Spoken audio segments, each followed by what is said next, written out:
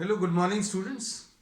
Today in 8th class mathematics, we are starting a new chapter, direct and inverse proportion. Direct and inverse proportion.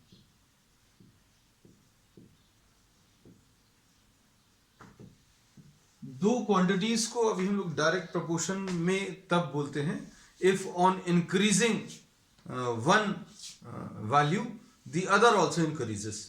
Example के लिए एक example देते हैं. Suppose the number of chocolates का example तुम लोग ज्यादा अच्छे समझ में आएगा. Suppose this is x and the amount which is spend, मतलब टोटल नंबर ऑफ रुपीज. ये बच्चों y ले लें तो ये डायरेक्ट प्रोपोर्शन में है. अगर आप x की वैल्यू इंक्रीज करोगे तो y की वैल्यू भी इंक्रीज होगी. जैसे suppose one chocolate number of chocolates, देखना आप इसको, number of chocolates and the amount. Just try to see if you buy one chocolate for 10 rupees, then 2 chocolates will be costing 20 rupees, 3 chocolates will be costing 30 rupees, and 4 will be costing what, 40 rupees. The amount spent will be 40. अब इसमें अभी हम लोग ये बोल सकते हैं if this is represented by x and this is represented by y, then we say that x upon y will be a constant. मतलब अगर आप इन दोनों का रेशियो निकालो 1/10, इन दोनों का रेशियो निकालो 2/20, दिस ऑल्सो विल बी 1/10. इन दोनों का रेशियो निकालो 3/30, तो ये भी 1/10 आएगा.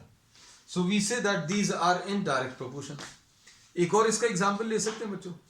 एक और एग्जांपल अभी हम लोग कैसा ले सकते हैं. Suppose the distance travelled and time if the speed is uniform. अगर कोई गाड़ी से अभी हम लोग जा रहे हैं, if you are moving on a journey and the number of hours and the distance traveled, इनको अगर आप देखो तो ये भी डायरेक्ट प्रोपोर्शन में होंगे. Suppose if you are travelling for 1 hour and you are traveling 40 kilometers, that means you are moving at a speed of 40 kilometers per hour. And if you move for 2 hours, you will be traveling a distance of 80. 3 hours, you will be traveling 120 kilometers. If the speed is uniform, speed अगर uniform है तो अभी हम लोग बोलेंगे distance और time का जो रेशियो है वो कांस्टेंट रहेगा. या तो नंबर ऑफ आवर्स और डिस्टेंस का रेशियो ले लो, 1/40 is equal to 2/80, ऐसा ले सकते हो. और this can be written as x and this as y. आप किसी भी तरीके से बच्चों इसमें या इसको इंटरचेंज भी कर सकते हैं. This can be written as x, this can be written as y. The ratio x upon y will be constant. अब इसमें देखना, इसमें अभी हम लोग बोले 40/1 will be equal to 80/2 will be equal to 120/3. So larger the number of hours you are travelling, larger will be the distance. और ये डायरेक्ट प्रोपोर्शन में रहेंगे अगर इन दोनों का रेशियो जो है कांस्टेंट है ना. इनवर्स प्रोपोर्शन क्या रहता है? If on increasing one value, the other decreases. Increasing one, the other decreases. अब बच्चों इसी example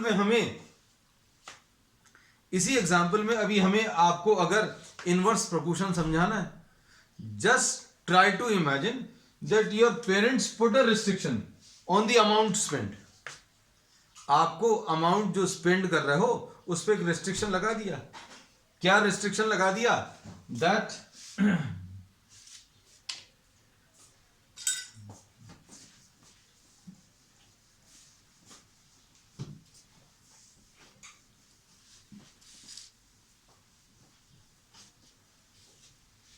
the total amount which can be spent, the total money spent, the total money allotted is suppose 100 rupees.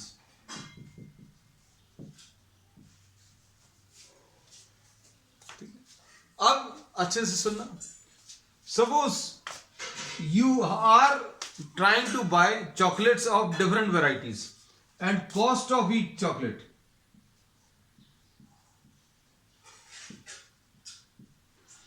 and the number of chocolates purchased, these will be in inverse proportion.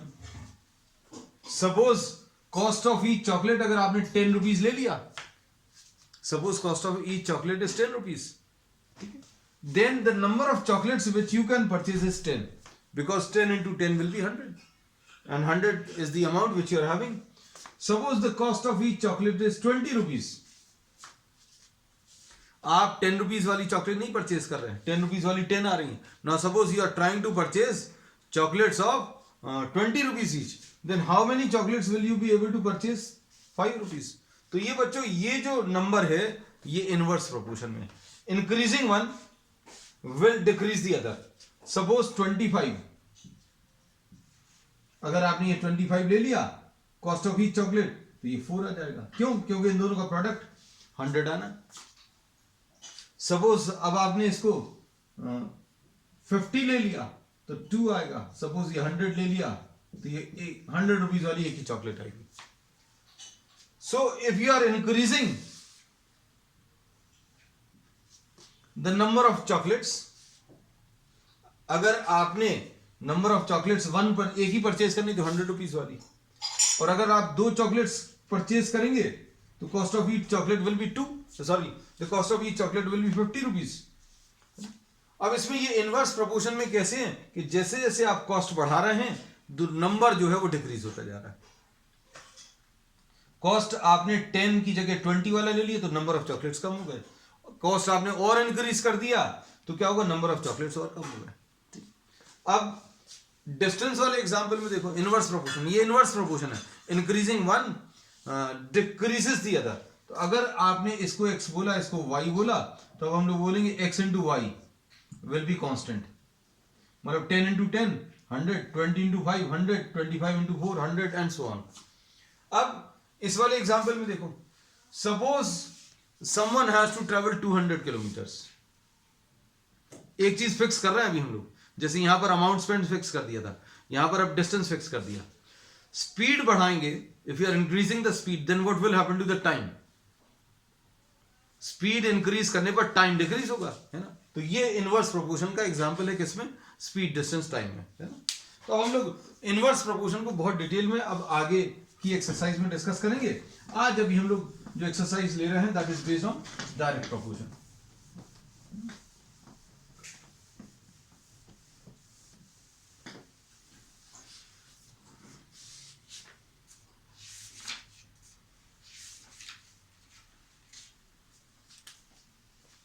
Exercise 13.1. Question number 1.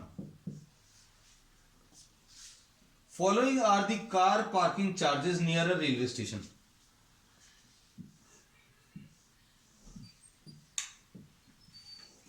Car parking के charges दिए हुए हैं बच्चों.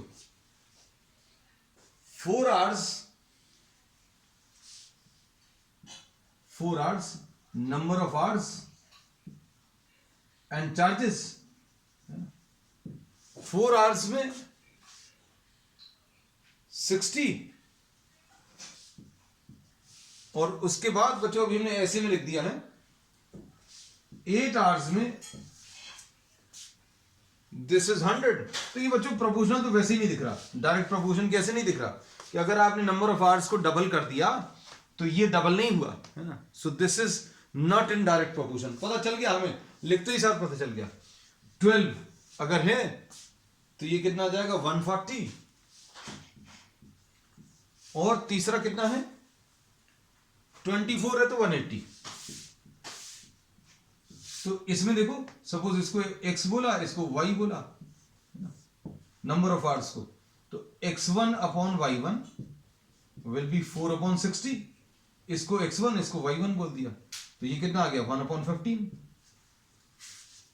अब x2 upon y2 कितना आ गया 8 upon 100.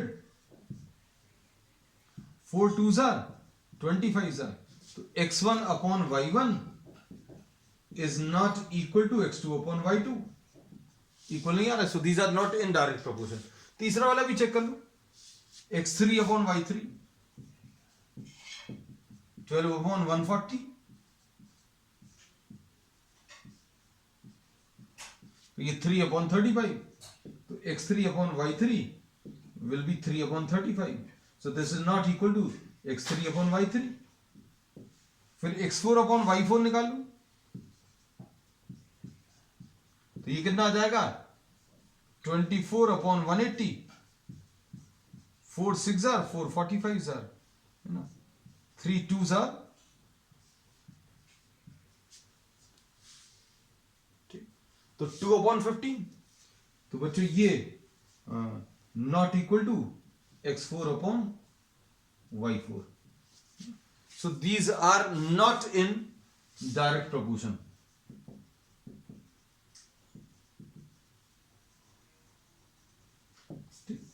चलो अब इसके बाद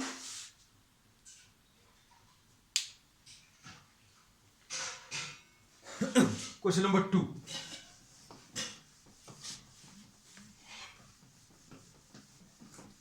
इसमें सिर्फ आपको चेक करना था कि ये डायरेक्ट प्रोपोर्शन में है कि नहीं. क्वेश्चन नंबर 2 में a mixture of paints is prepared by mixing 1 part of red pigments with 8 parts of base. Question number 2.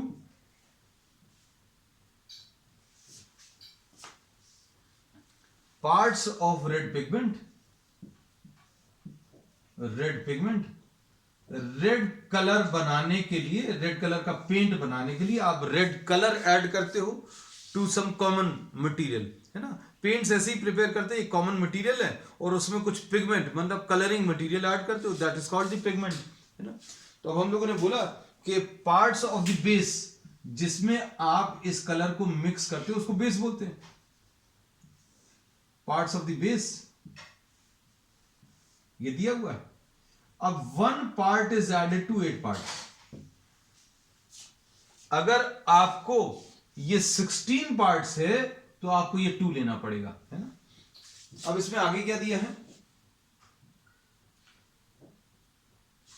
Find the parts of base that need to be added, है ना. कौन कौन से, अब इसमें वैल्यूज दी हुई है बच्चों 4 7 12 20, 4 7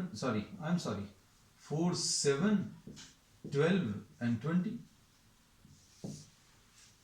अब इसको बच्चों अभी हम लोग x बोलेंगे, इसको y बोलेंगे. Suppose if you are increasing the base, if the parts of the base is increased, then the parts of the pigment also increases. या इसका उल्टा भी बोल सकते हैं, कन्वर्स भी बोल सकते हैं. if the number of parts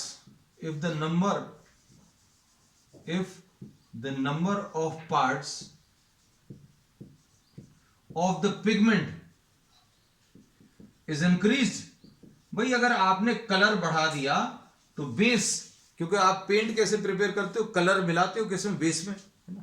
if the number of parts of pigment is increase, then the number of parts of the base also increases.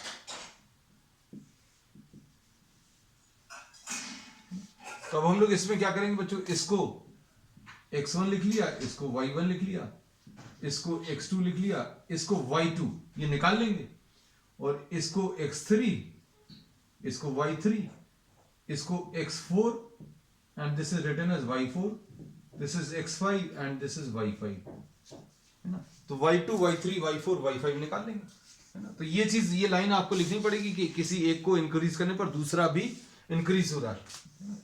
अब हम लोग क्या बोलते हैं कि since these are in direct, therefore x and y are in direct proportion.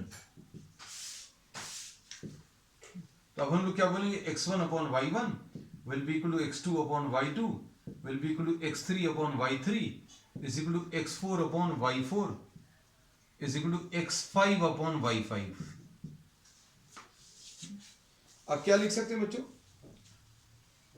x1 कितना है 1 upon 8, 4 upon y2 is equal to 7 upon y3 is equal to 12 upon y4 is equal to 20 upon y5। अब एक एक लेते जाओ बच्चों, solve कर लो। इसमें अगर आपने ये कॉपी कर लिया 1 upon 8 is equal to 4 upon y2 तो y2 मिल जाएगा। फिर इसके बाद 1 upon 8 is equal to 12 upon 7 upon y3 ये ले लो तो इससे y3 मिल जाएगा। फिर उसके बाद 1 upon 8 is equal to 12 upon y4 ये ले लो तो आपको y4 मिल जाएगा। 1 upon 8 is equal to 20 upon y5 तो y5 मिल जाएगा। क्रॉस मल्टीप्लाई करो तो y2 की वैल्यू 32 आ जाएगी। इसको इससे मल्टीप्लाई करेंगे तो 1 into y2 will be equal to 4 into 8 तो y2 की वैल्यू बच्चों कितनी 32। और उसके बाद y3 की वैल्यू 56 ये आ जाएगा। y4 की वैल्यू 96 ये भी आ गया। y5 की वैल्यू 160 ये आ गया। सो this is what question number 2। अब क्वेश्चन नंबर 3 देखो, ये अभी हम बच्चों रब कर दे रहे हैं। क्वेश्चन नंबर 3 देखो, 3 is related to 2, therefore I am not rubbing this part. If one part of red pigment requires, अच्छा नहीं अलग ही है।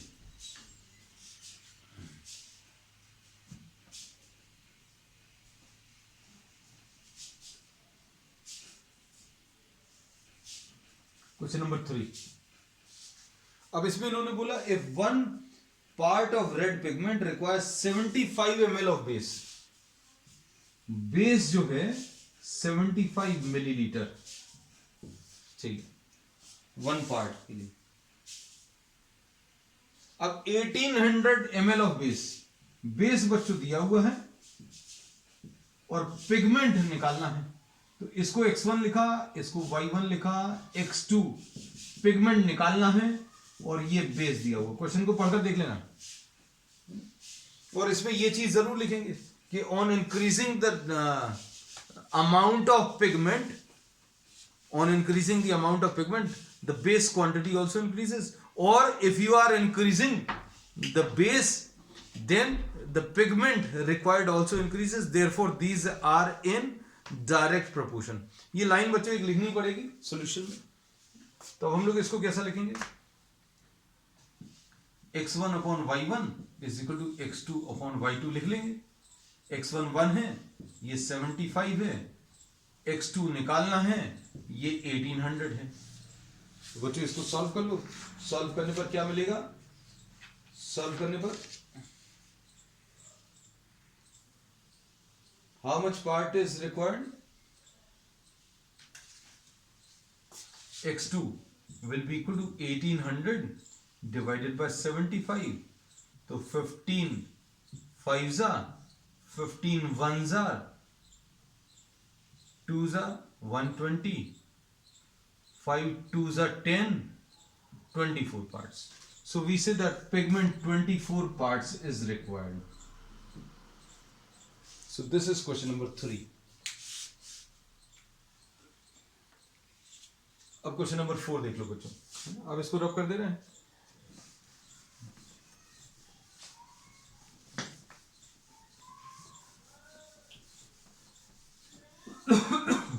क्वेश्चन नंबर 4 में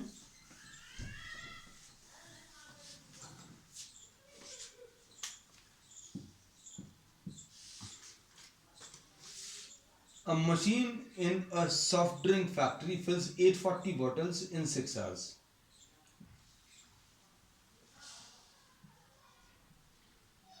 Number of bottles and number of hours.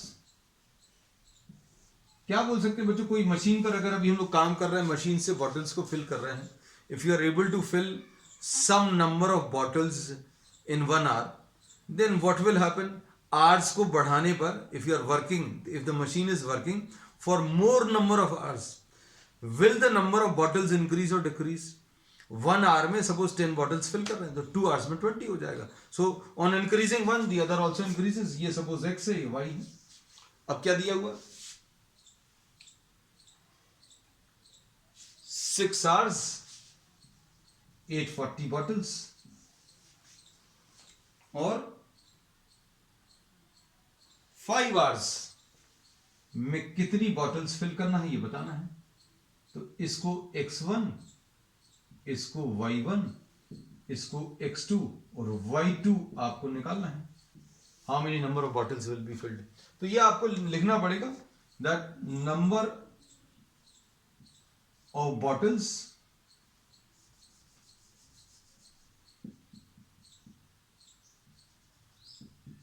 if the number of hours, if the number of filling hours, if the number of filling hours is increased, number of bottles filled also increases. If the number of filling hours को x लिखा and then number of bottles y also increases, ऐसा लिख दिया.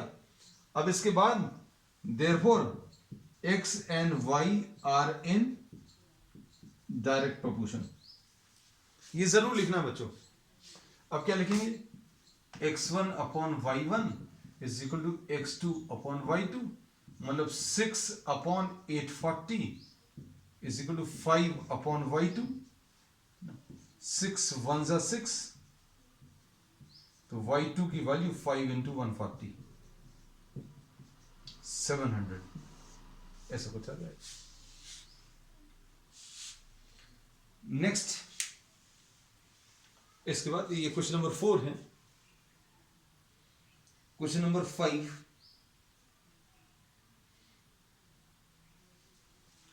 Question number 5 में देखो क्या दिया हुआ है.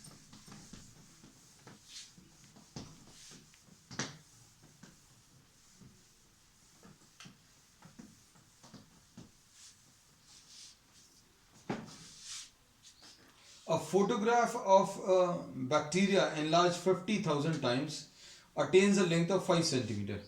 Question number 5. Enlargement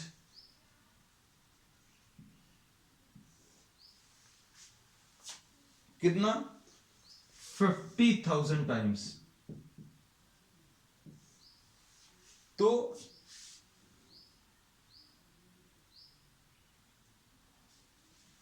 length 5 centimetre. और अगर एनलार्जमेंट 20,000 कर दिया, मतलब एनलार्जमेंट मतलब अभी हम लोग बोलते हैं किसी चीज को बड़ा करना, है ना. आपने किसी बैक्टीरिया को देखना अगर है, उसकी पिक लेनी है तो आपको उसको जूम करना पड़ेगा, मैग्नीफाई करना पड़ेगा.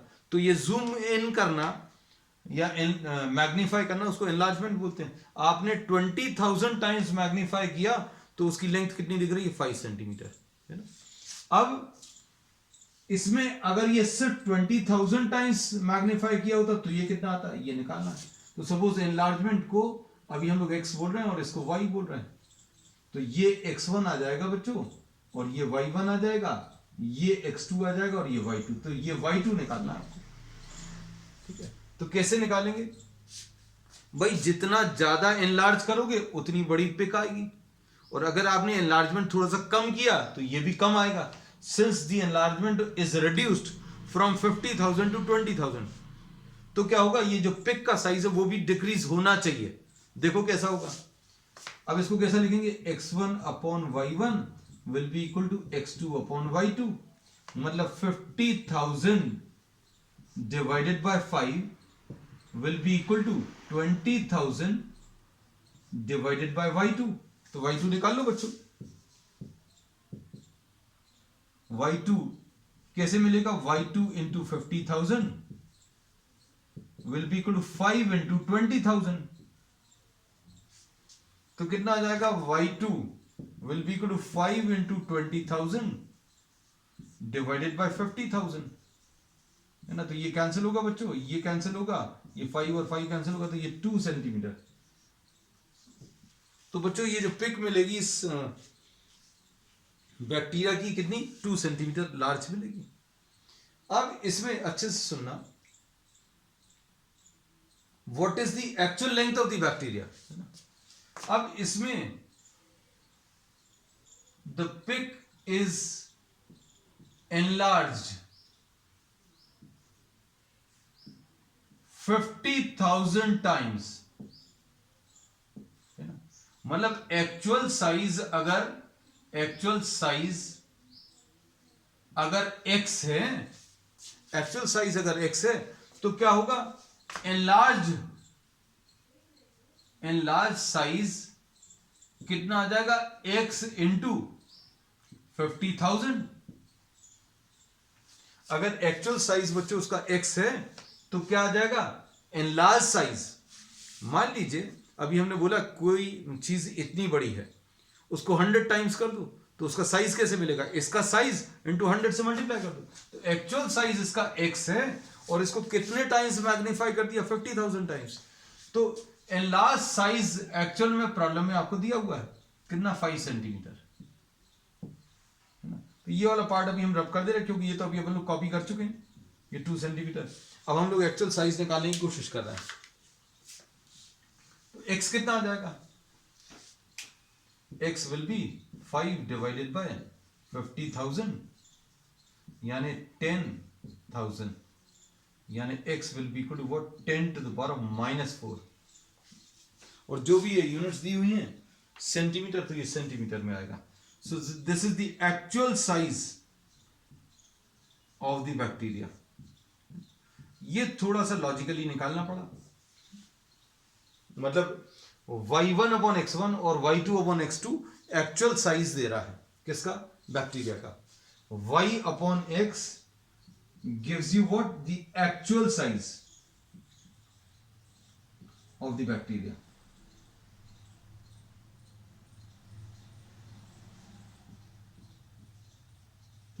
चलो अब क्वेश्चन नंबर 6 देखो। अब इसमें 6th में क्वेश्चन नंबर 6 देखो। अब ये सिंपल है, आगे के सारे क्वेश्चन बच्चों बहुत सिंपल हैं। अब इसमें इन्होंने बोला है कि एक मॉडल शिप का प्रिपेयर किया,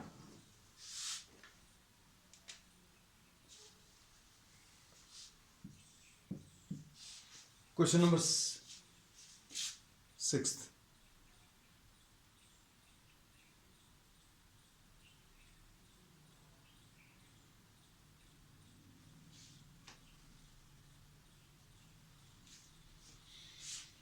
क्वेश्चन नंबर 6 में, in a model of a ship the mast is 9 centimetre high.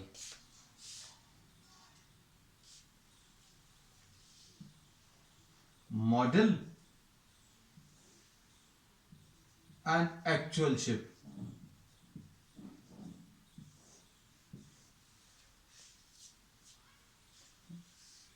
इसमें मास्ट या कोई एक पार्ट जो है बच्चों कितना है, 9 सेंटीमीटर।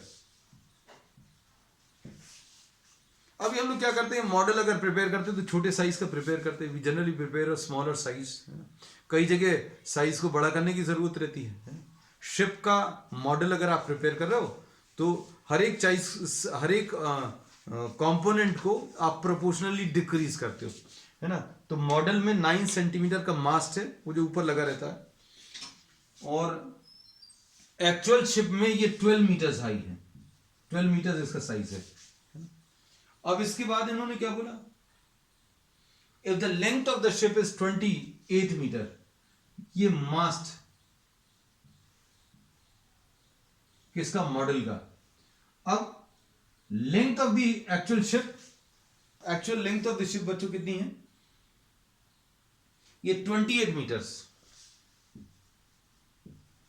तो ये मॉडल कितना होगा ये निकालना है।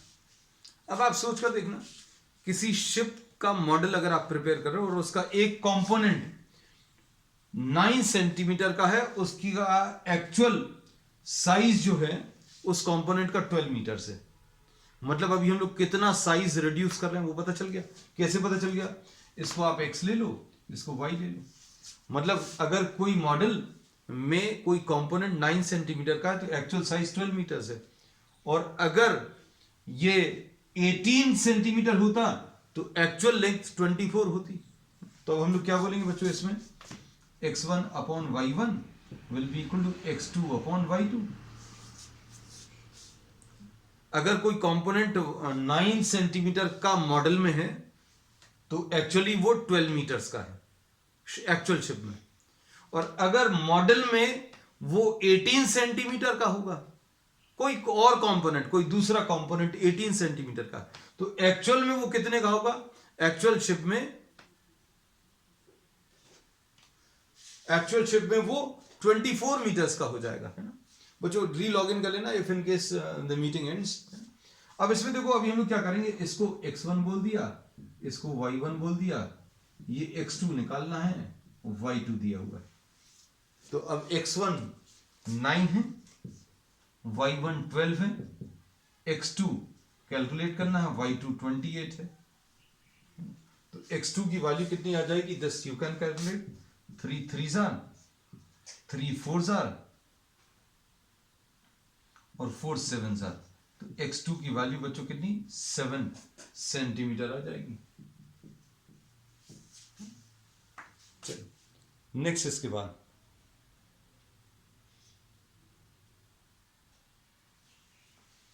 दिस इज क्वेश्चन नंबर 6 है ना। 7 3s are 21, सॉरी ये 3 तो छूट गया बच्चों। 7 into 3 21, I am sorry 21 centimetre. चलो नेक्स्ट, इसके बाद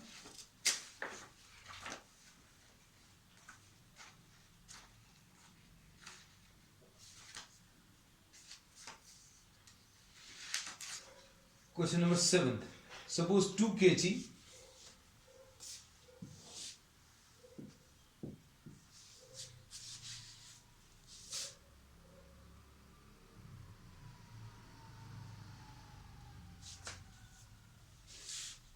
of sugar contains, बच्चों ये देखो, ये तो पता नहीं किसी ने बहुत फुर्सत में ये काम किया होगा। Number of KGs, number of sugar crystals, है ना। 2 kg अगर है तो इन्होंने बोला कितने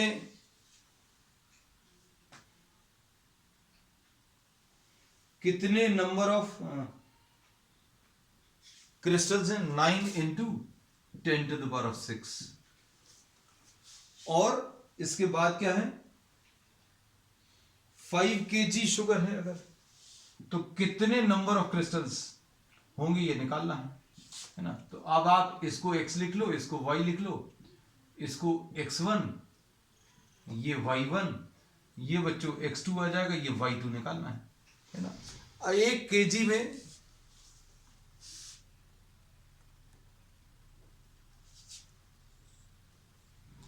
in 1 kg the number of, in 2 kg the number of crystals is given। तो जितने नंबर ऑफ केजीज, जितने ज्यादा केजी लोगे उतने ज्यादा नंबर ऑफ क्रिस्टल्स आ जाएंगे। तो क्या लिखोगे? x1 upon y1 is equal to x2 upon y2, है ना। मतलब ये आ जाएगा 2 upon 9 into 10 to the power of 6 is equal to 5 upon y2। तो y2 की वैल्यू निकालने के लिए क्रॉस मल्टीप्लाई करो, y2 into 2 is equal to 5 into 9 into 10 to the power of 6, है ना। तो y2 की वैल्यू कितनी आ जाएगी बच्चों? 45 divided by 2 into 10 to the power of 6। अब इसको बच्चों क्या करेंगे? अभी हम लोग इसको सिंप्लीफाई कर लो।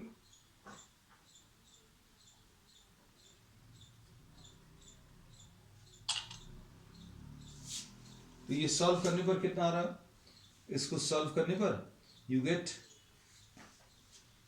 22.5 into 10 to the power 6. So this is the answer. Question number 7.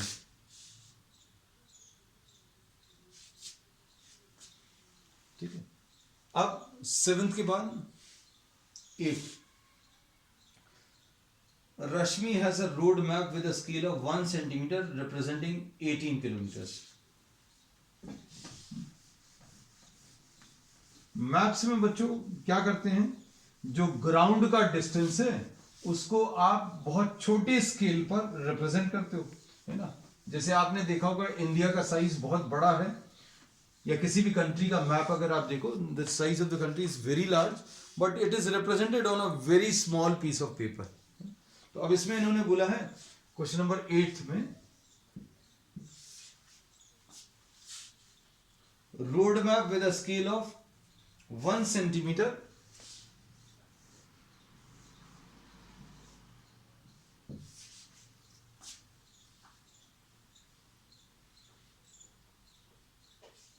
अब देखो हम इसको कैसा लिख रहे हैं, मैप डिस्टेंस और actual distance.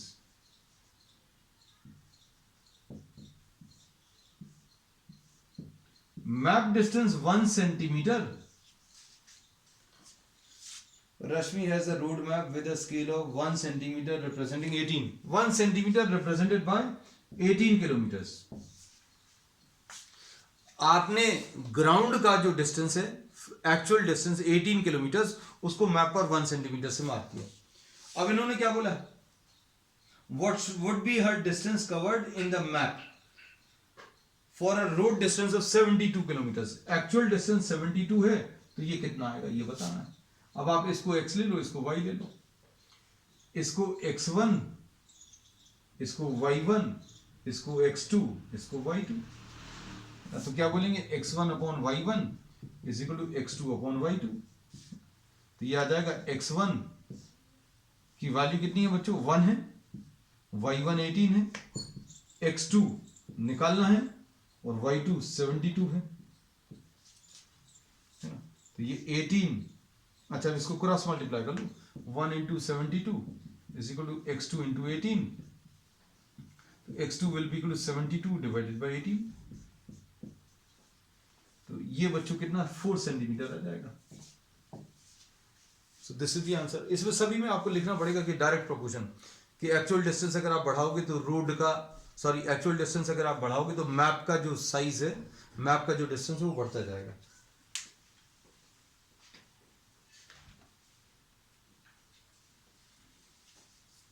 Question number 9.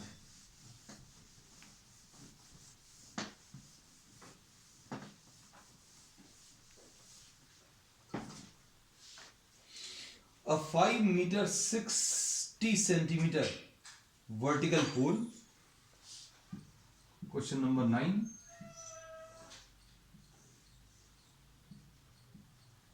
Pole length, उसके बाद शैडो लेंथ. पोल लेंथ कितनी है बच्चों, 560 सेंटीमीटर्स. हमने डायरेक्टली सेंटीमीटर्स में लिख दिया. शैडो 320. अब ये भी डायरेक्ट प्रोपोर्शन में होंगे. क्यों? क्योंकि अगर छोटे ऑब्जेक्ट की, if the length of the object is smaller, the length of the shadow will be smaller. If the length of the object is larger, or if the length of the pole is larger, then length of the shadow will be larger. अब इसमें क्या दिया आगे, find at the same time the length of the shadow. अब इसमें पोल की length दी है, कितनी दी है बच्चों, 10 मीटर 50 सेंटीमीटर, है ना. तो ये आ जाएगा 10 मीटर 50 सेंटीमीटर को 1050 लिख दिया, है ना, पोल की लेंथ. अब शैडो की लेंथ बतानी. एक और पार्ट है बच्चों इसमें, the height of the pole. Height of the pole बताना है सेकंड पार्ट में, और लेंथ ऑफ द शैडो बच्चों 500. बस इसको x, इसको y, वो लाइन एक लिखनी पड़ेगी, that length of the shadow increases with the length of the pole. So these are in direct proportion. इसको x1, इसको x2, इसको x3, इसको y1, y2, y3। क्या लिखोगे? 560 अपॉन 320। अच्छा, डायरेक्टली नहीं लिखें, okay. x1 upon y1 is equal to x2 upon y2 is equal to x3 upon y3। ऐसा लिख सकते हैं, है ना। अब इसके बाद क्या आएगा?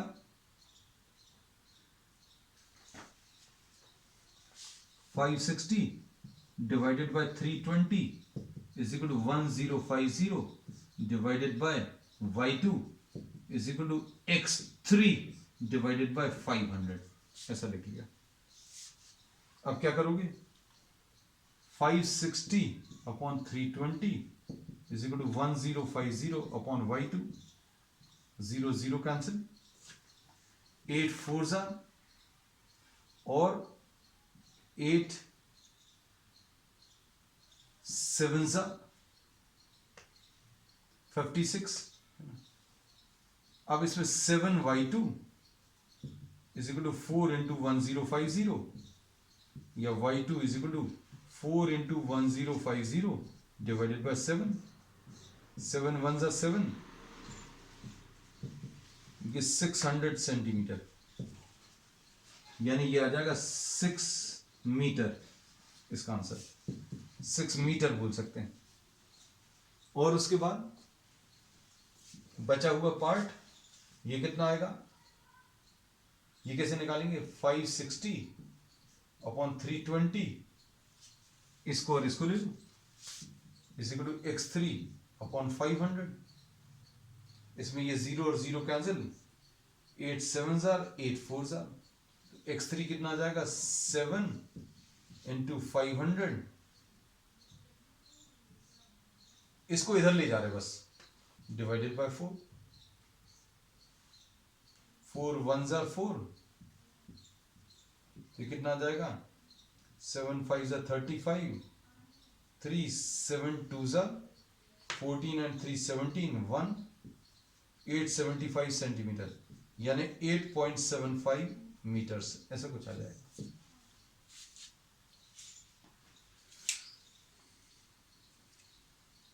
चलो अब नेक्स्ट है बच्चों,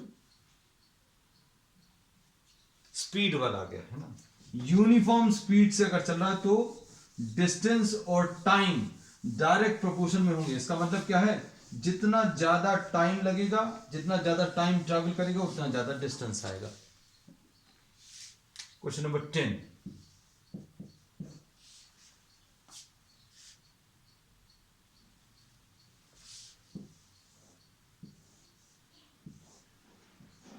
डिस्टेंस, टाइम,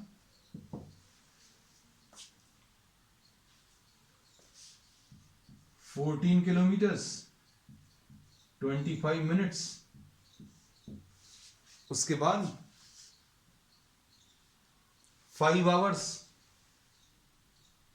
ये निकालना है, मिनट्स में चेंज कर लिया।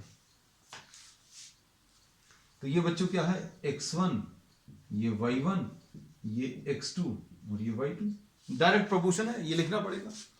That if this is traveling with a uniform speed, then increasing the time, the distance also increases. Travel time अगर आप बढ़ाओगे तो distance भी बढ़ेगा। तो x1 upon y1 is equal to x2 upon y2, ऐसा लिख सकते हैं। 14 upon 25 is equal to x2 upon 5 into 60। तो x2 की वैल्यू कितनी आ जाएगी? इसको इधर ले आओ, 14 into 5 into 60 divided by 25, 5 5 तो ये कितना आ जाएगा बच्चों सॉल्व करने पर? If you try to solve this will be 14 10 140 और 28 168 kilometers. So 168 kilometers is the answer. So this finishes exercise 13.1. We will continue with the problems of inverse proportion on the next one. That's all for today.